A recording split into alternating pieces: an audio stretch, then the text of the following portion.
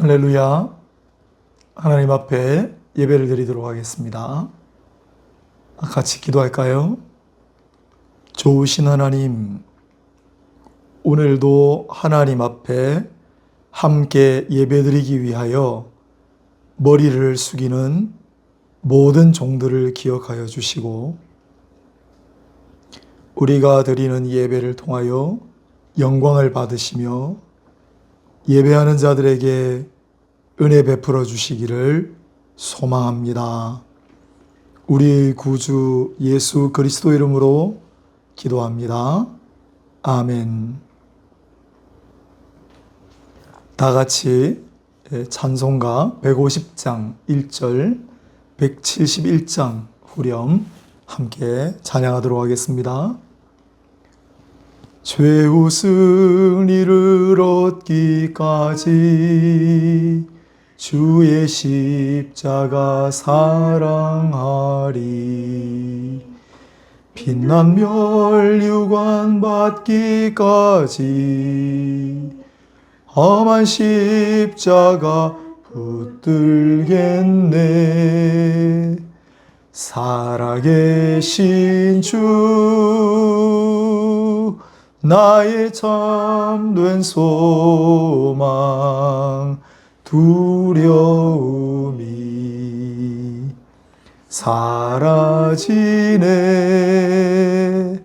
사랑의 주내 갈 길 인도하니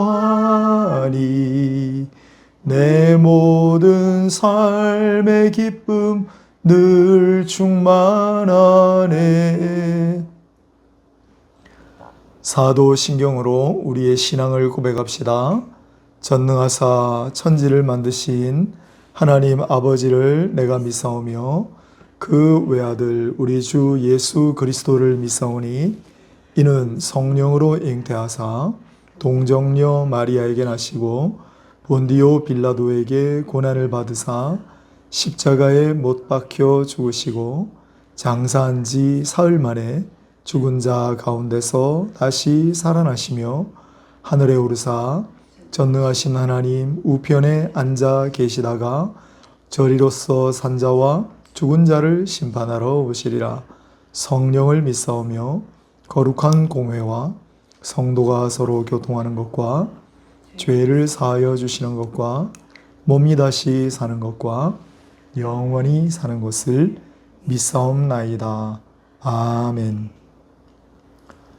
찬송가 250장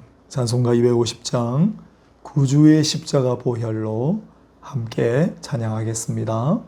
찬송가 250장입니다. 구주의 십자가 보혈로 죄 씻음 받기를 원하네. 내 죄를 씻으신 주 이름 찬송합시다. 찬송합시다. 찬송합시다. 내 죄를 씻으신 주 이름 찬송합시다. 죄악을 속하여 주신 주 내 속에 들어와 계시네. 십자가 앞에서 주 이름 찬송합니다. 찬송합시다. 찬송합시다. 내 죄를 씻으신 주 이름 찬송합시다. 주 앞에 흐르는 생명수 날 씻어 정하게 하셨네. 내 기쁨 정성을 다하여 찬송합시다. 찬송합시다. 찬송합시다. 내 죄를 씻으신 주 이름 찬송합시다. 내 주께 회개한 영혼은 생명수 가운데 젖었네. 흠없고 순전한 주 이름 찬송합시다. 찬송합시다. 찬송합시다. 내 죄를 씻으신 주 이름 찬송합시다. 아멘. 성시교독 교독문 101번입니다. 교독문 101번 교독하겠습니다. 내가 여호와를 찬송하리니 그는 높고 영화로우시며 말과 그 탄자를 바다에 던지셨음이로다.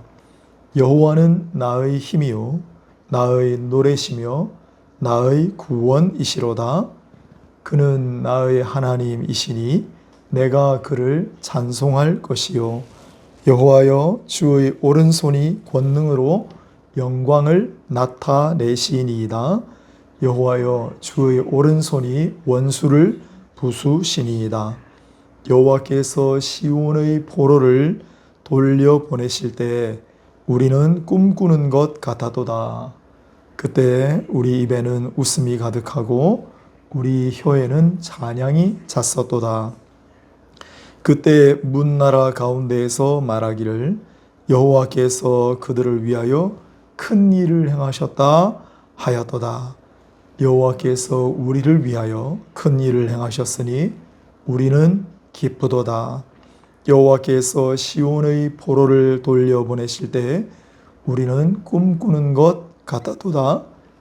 흑암에 행하던 백성이 큰 빛을 보고 사망의 그늘진 땅에 거주하던 자에게 빛이 비치도다. 주께서 이 나라를 창성하게 하시며 나의 기업 이스라엘이여 복이 있을지어다 하실 것임이라. 아멘.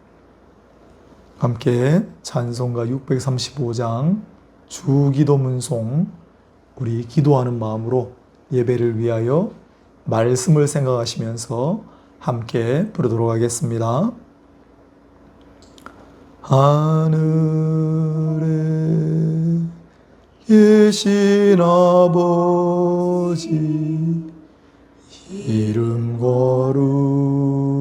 거룩하사 주님 나라 임하시고 뜻이 이루어지이다.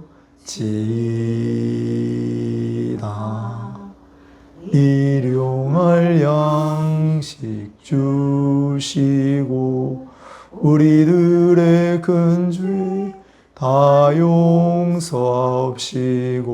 또 시험에 들게 마시고 악에서 구원하소서. 대개 주의 나라 주의 권세 주의 영광 영원히 아멘.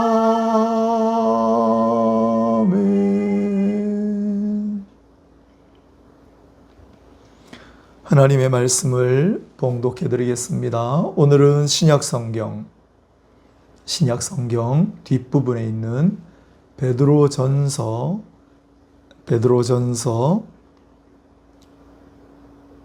1장 18절로 19절 말씀 제가 읽도록 하겠습니다. 베드로전서 1장 18절에서 19절까지 하나님의 말씀입니다. 너희가 알거니와 너희 조상이 물려준 헛된 행실에서 대속함을 받은 것은 은이나 금같이 없어질 것으로 된 것이 아니요 오직 흠없고 점없는 어린 양 같은 그리스도의 보배로운 피로 된 것이니라. 아멘. 네, 오늘은 베드로전서 신약성경 베드로전서 1장 18절 19절 본문을 중심으로 베드로가 목격한 복음이란 제목으로 말씀을 전하도록 하겠습니다. 서기 64년 로마에 대화재가 일어나서 기독교에 대한 박해가 시작되었다고 말씀을 드린 바가 있습니다. 대략 64년부터 67년까지 사이에 베드로도 로마의 중심부에 있는 감옥에 갇힌 것으로 전해집니다. 그런 고난의 현장에서 베드로는 각지에 흩어져 있던 그리스도인들에게 전하는 편지를 썼습니다. 그게 바로 베드로전서입니다. 그래서 이 편지를 보통 고난의 서신이라고 부릅니다. 아닌 게 아니라 베드로전서에는 고난이란 말이 많이 등장합니다. 그런데 동시에 이 베드로전서를 소망의 서신이라고도 합니다. 바로 이 구절 때문입니다. 베드로전서 1장 3절인데요. 우리 주 예수 그리스도의 아버지 하나님을 찬송하리로다. 그의 많으신 긍휼대로 예수 그리스도를 죽은 자 가운데서 부활하게 하심으로 말미암아 우리를 거듭나게 하사 산 소망이 있게 하시며, 산 소망이라고 그랬습니다. 죽은 소망이 아니고 살아있는 소망입니다. 작동을 멈춰버려서 죽어버린 소망이 아니라 생생하게 지금도 활동하고 있는 소망입니다. 예수 그리스도를 믿음으로 거듭남을 얻은 사람들에게는 이러한 산 소망이 있습니다. 여러분은 예수님을 믿으십니까? 그렇다면 바로 여러분에게도 산 소망이 있는 줄로 또한 믿으시고 확신하시기를 바랍니다. 고난의 현장에서 베드로는 이와 같이 소망을 가지고 복음을 선포합니다. 그런데 이 복음, 복된 소식, 복된 이야기는 누구에게서 들었던 이야기가 아닙니다. 베드로 자신이 직접 눈으로 보았고 손으로 만졌던 그러한 복음입니다. 리처드 보캄이라고 하는 영국 학자가 있는데 이분이 최근에 예수의 그 목격자들, 예수와 그 목격자들이란 책을 써서 대단한 반향을 일으켰습니다. 왜냐하면 이곳저곳에서 사람들이 모아놓은 이야기, 그저 시중에 흘러다니는 이야기를 모아놓은 것이 복음이 아니라 예수님을 구체적으로 보고 만졌던 그러한 증인들이 자기가 목격한 내용을 직접 전하는 이야기가 바로 복음이다 라고 했기 때문입니다. 그렇다면 예수님과 가장 가까이 지냈던 베드로야말로 목격자 중의 목격자요, 증인 중의 증인이라 할 수 있겠죠. 베드로는 증인으로서 자신이 목격했던 복음을 그것이 무엇인지 편지에 뚜렷이 기록해 두었습니다. 그렇다면 베드로가 인생 막바지에 베드로도 얼마 후에 순교합니다. 베드로가 인생 막바지에 고난의 현장 속에서 전하고자 했던 그가 직접 목격한 그 복음은 과연 무슨 내용이었을까요? 그 첫 번째가 바로 베드로전서 1장 오늘 읽은 본문에 있습니다. 다시 읽어보겠습니다.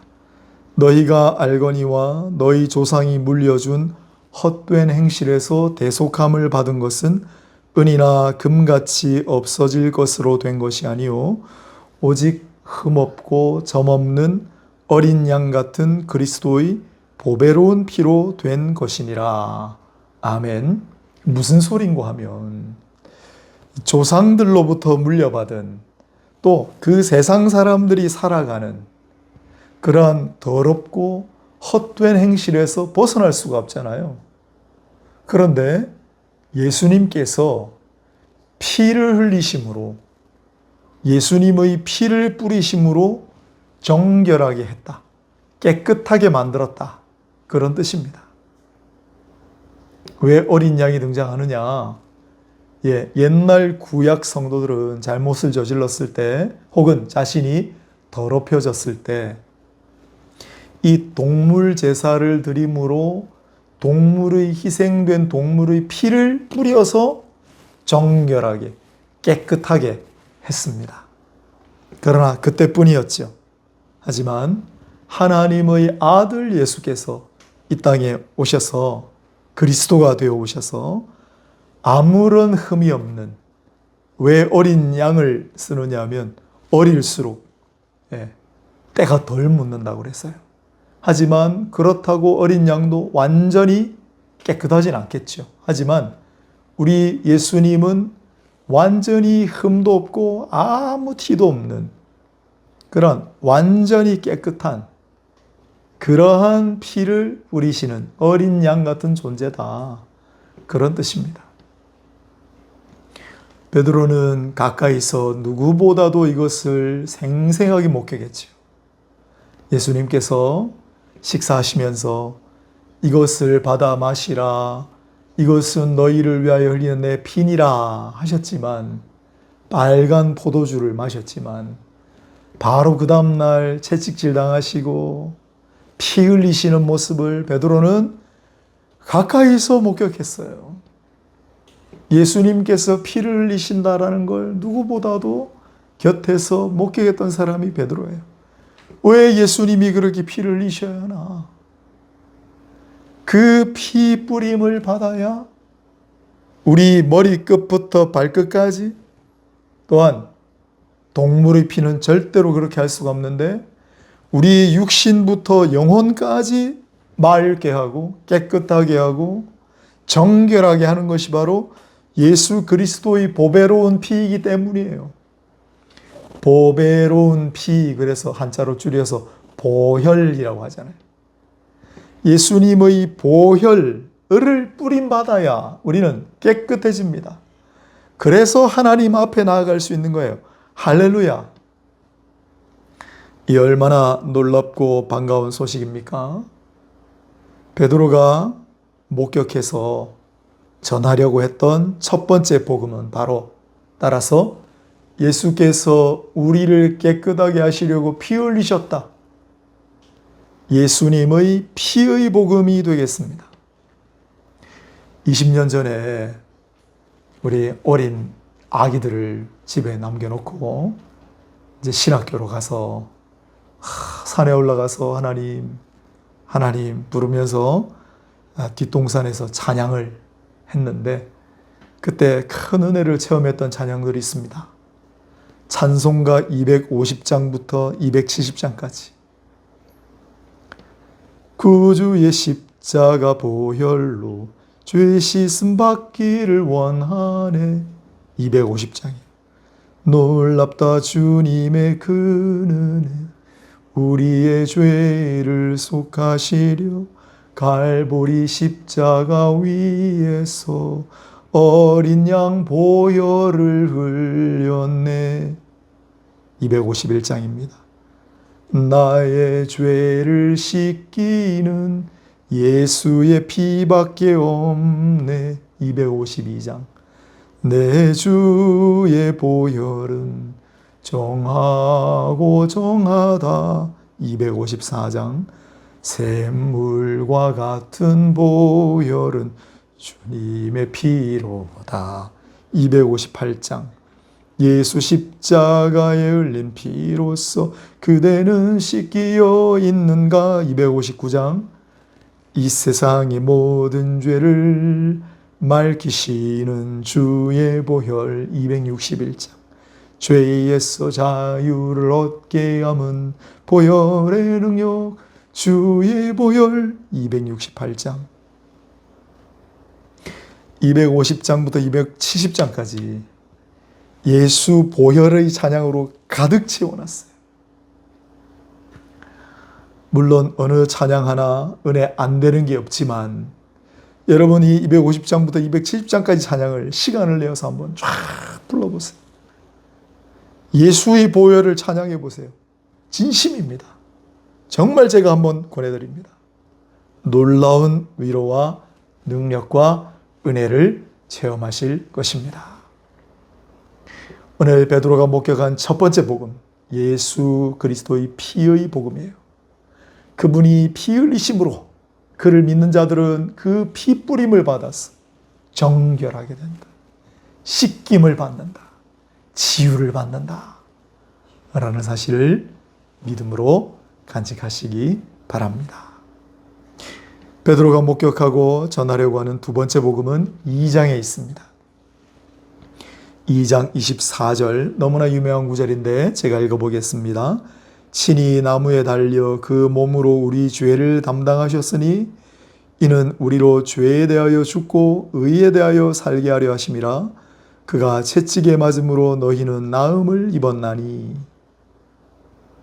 너무나 유명한 예수께서 나무 십자가에 달리셨다. 또한 그가 채찍에 맞음으로 너희는 나음을 입었다.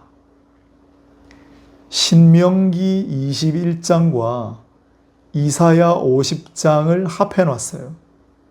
이 본문에는 예수 그리스도의 세 가지 사실을 우리에게 알려줍니다. 베드로가 목격했던 내용이에요. 뭐냐? 예수님이 십자가 형벌을 받으세요. 형벌은 무엇입니까? 죄를 지을 때 받는 게 벌이잖아요. 예수님이 무슨 죄를 지으셨어요? 아무런 죄가 없으세요.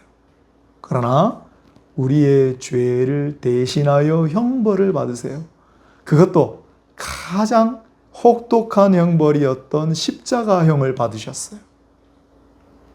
신명기에는 나무에 달린 자마다 저주받은 자라 그랬습니다.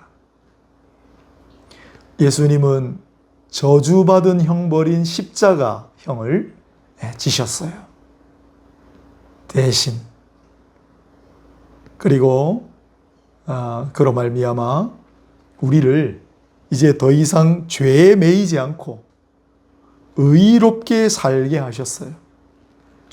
너희의 죄는 내가 다 담당할 테니 너희는 이제 앞으로 의롭게 살아라. 예수님은 우리를 의롭게 하시느라고 대신 고난을 받으시고 대신 형벌을 받으셨다. 마지막으로 채찍에 맞으심으로 너희는 나음을 입었다. 이사야서에 있는 말씀인데 누구도 그 뜻이 무엇인지 정확하게 몰랐습니다. 그런데 베드로는 정확하게 깨닫게 됐어요. 왜? 예수님께서 끌려가셔서 채찍질을 당하셨거든요. 살갗이 터지고 속이 드러나고 피투성이가 되는 그 채찍질을 당하시는 모습을 보면서 이사야서에 예언된 말씀이 바로 이 말씀이로구나. 따라서 베드로가 자신이 목격했던 두 번째 예수 그리스도의 복음은 예수님께서 고난을 당하셨다는 거예요. 그 고난 속에는 채찍질을 당하심이 있고 또한 형벌을 받으심이 있어요. 예수님은 고난을 자초하셨어요. 예수님은 고난을 달게 받으셨어요. 무엇 때문에? 우리를 의롭게 하시고 더 이상 우리를 죄에 매여 살지 않게 하시려고, 또한 우리를 저주에서 벗어나게 하시려고. 의외로 저주가 심각했습니다. 여러분, 옛날에 누군가를 저주하기 위해 부적을 사서 저주하고 인형을 만들어 가지고 막 칼로 저주하면서 찌르고 하는 거 보셨죠? 그 저주가 만연했어요. 그런데 이제 너희는 더 이상 저주받을 인생이 아니다. 십자가 지시면서 우리를 저주로부터 벗어나게 하셨어요. 뿐만 아니라 사람들은 말로서 다른 사람을 저주합니다. 예수님은 사람들로부터 그 저주를 다 받으셨어요.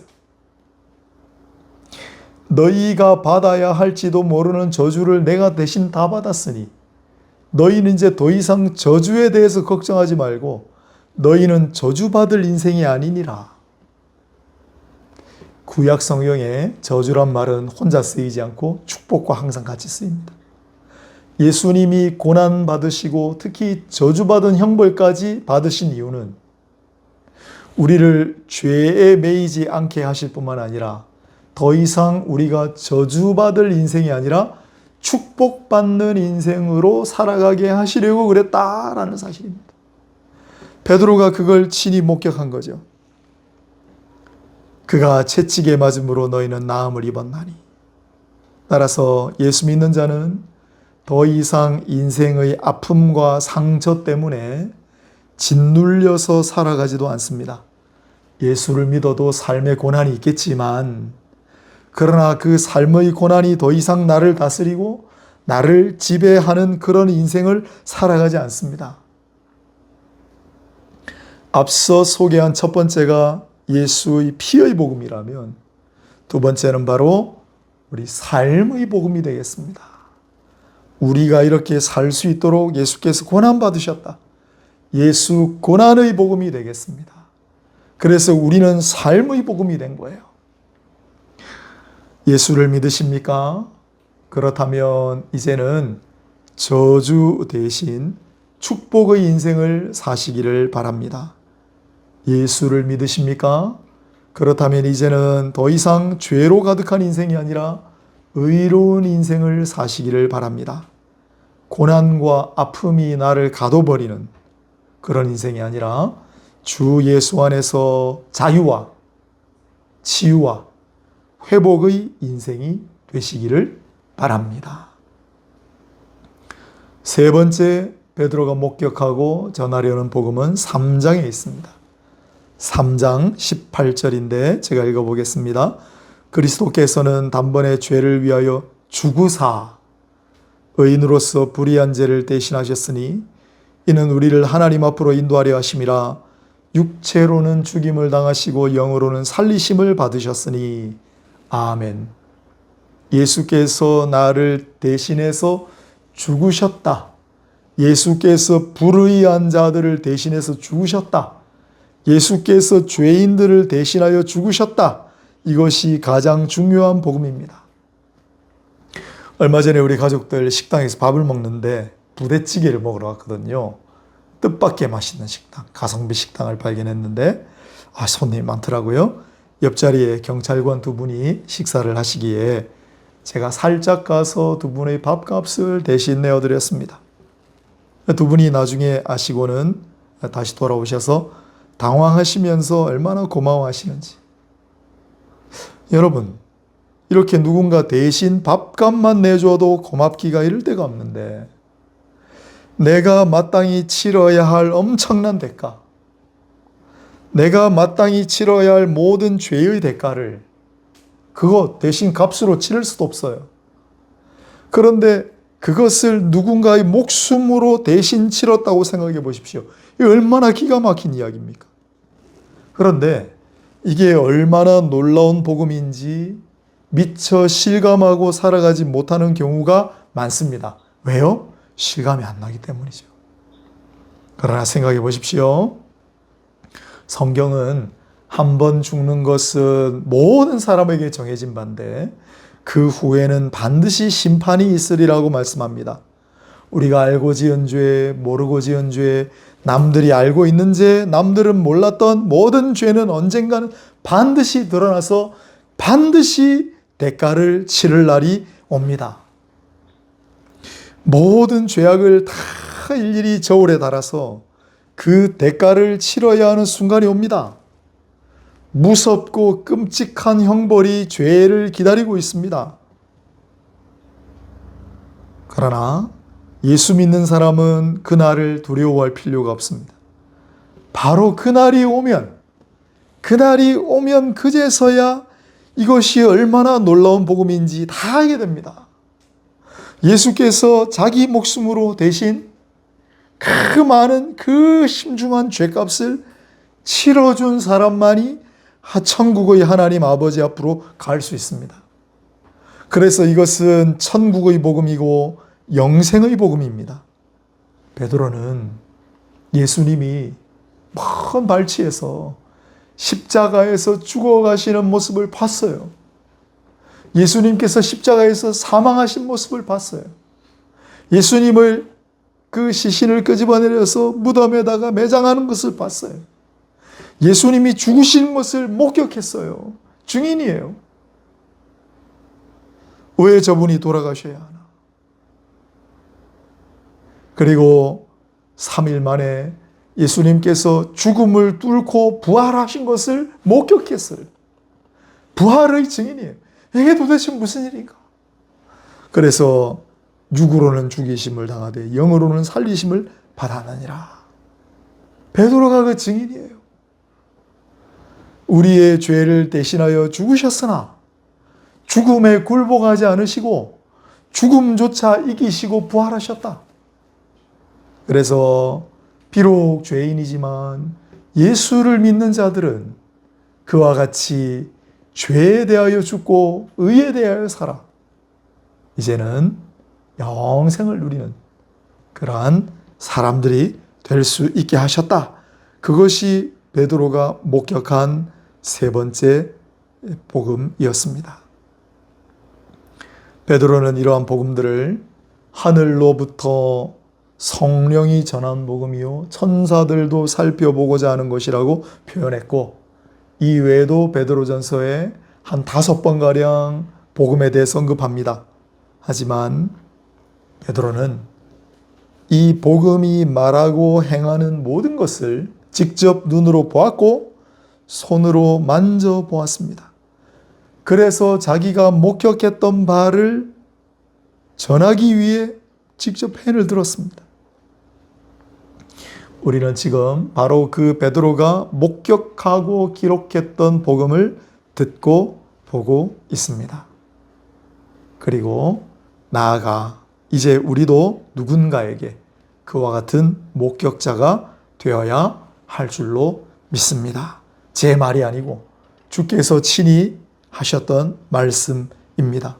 성령이 임하면 너희가 권능을 받고 땅 끝까지 이르러 내 증인이 되리라 하시지 않았습니까? 땅 끝까지 내 증인이 되어라 라고 하시지 않았어요? 땅 끝까지 내 증인이 되리라 라고 하셨어요. 여러분에게 묻겠습니다.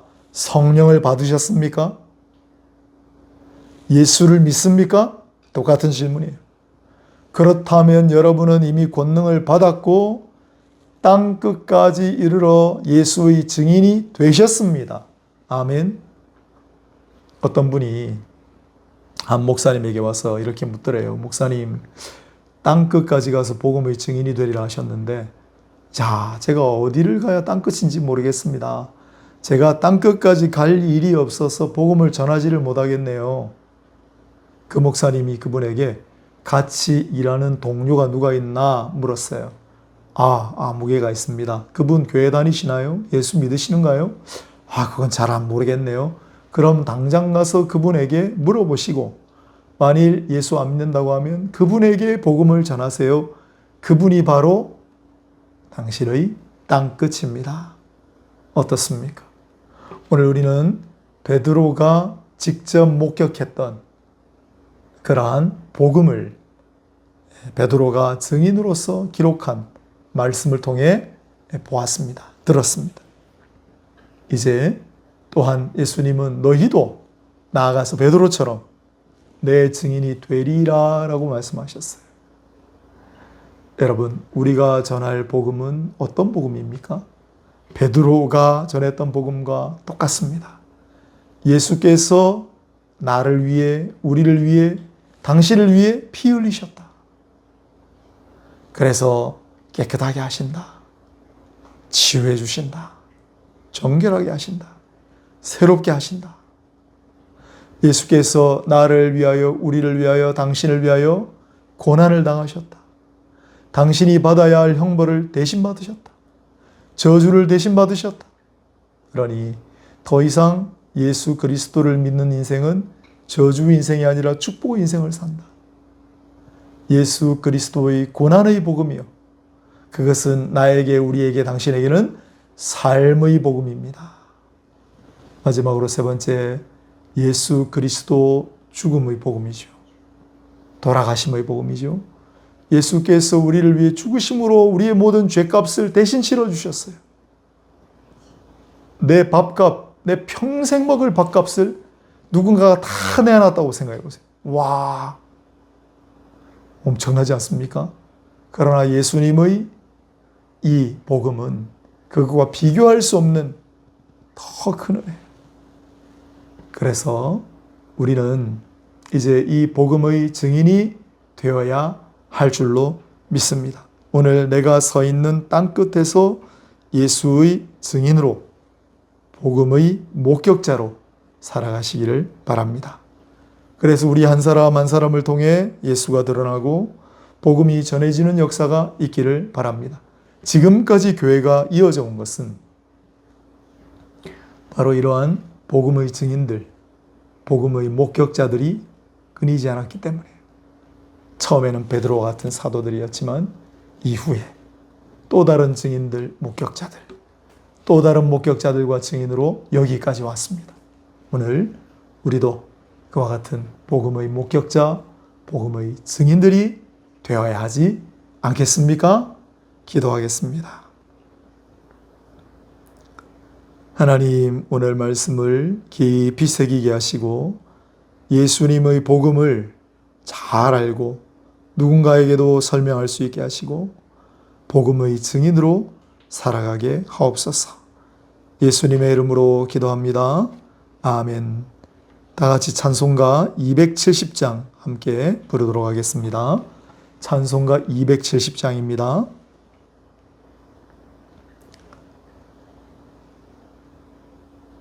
변찮는 주님의 사랑과 거룩한 보혈의 공로를 우리 다 찬양을 합시다.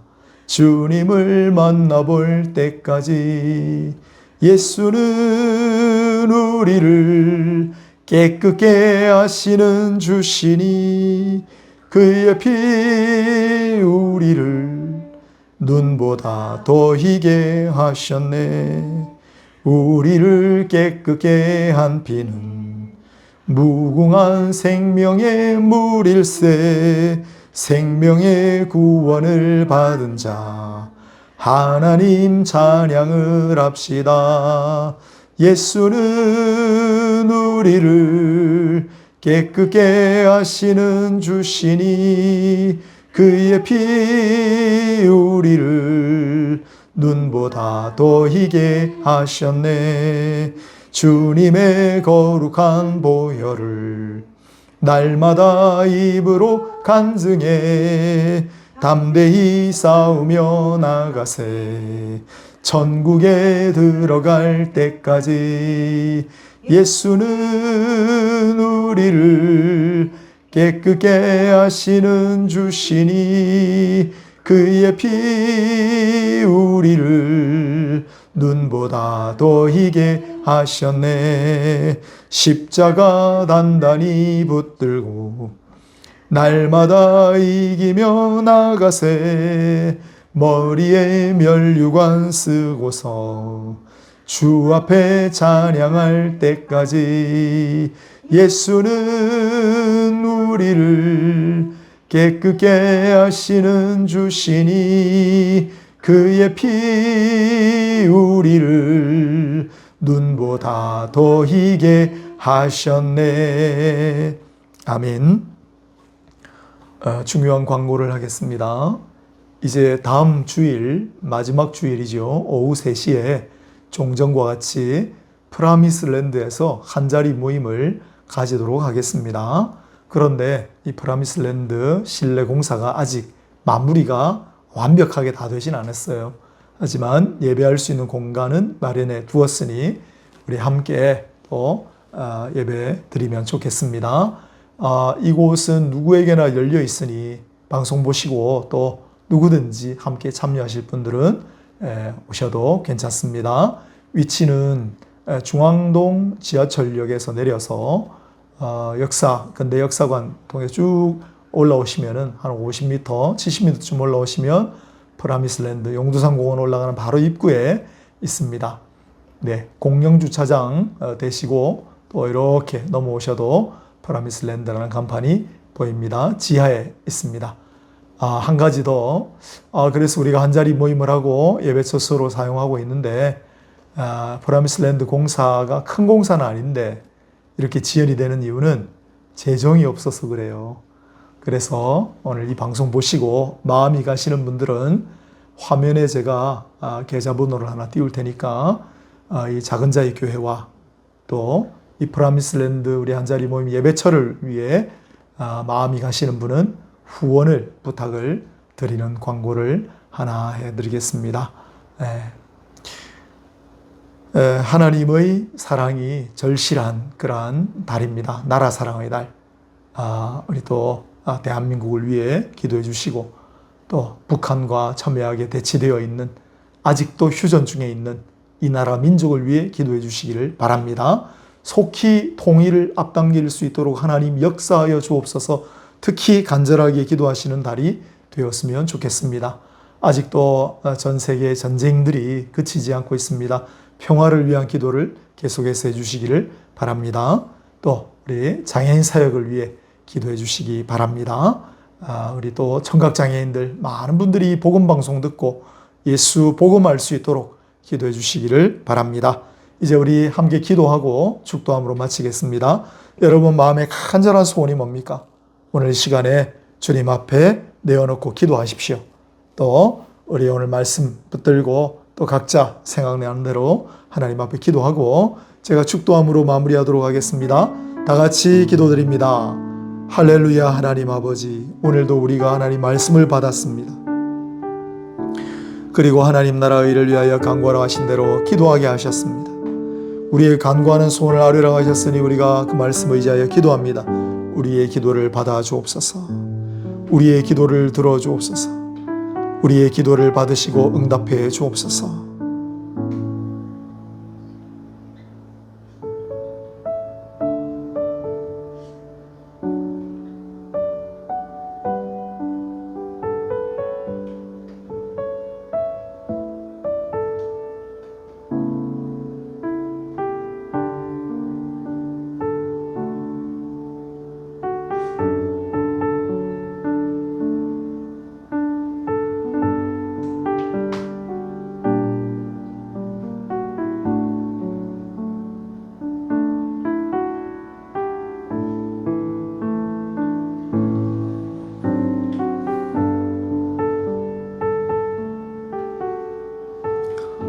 기도하겠습니다. 하나님, 우리의 간구하는 사연을 들으시고 꼭 응답하여 주시옵소서. 나라와 민족과 열방을 위하여 기도하였습니다. 우리의 기도를 받으소서. 이 교회를 기억하여 주시고 또한 긍휼히 여겨 주옵소서. 예수 그리스도 이름으로 기도하옵나이다. 이제는 예수 그리스도의 은혜와 하나님 아버지의 놀라우신 사랑과 보혜사 성령님의 위로 교통하심이 오늘 베드로가 목격했던 복음을 받고 우리도 또한 복음의 증인 목격자 되기를 소원하며 하나님 앞에 간구하는 마음으로 고개 숙인 모든 이들의 머리 위에, 그들의 심령 위에, 가정 위에, 이 교회 위에 지금부터 영원까지 항상 함께 있을지어다. 아멘.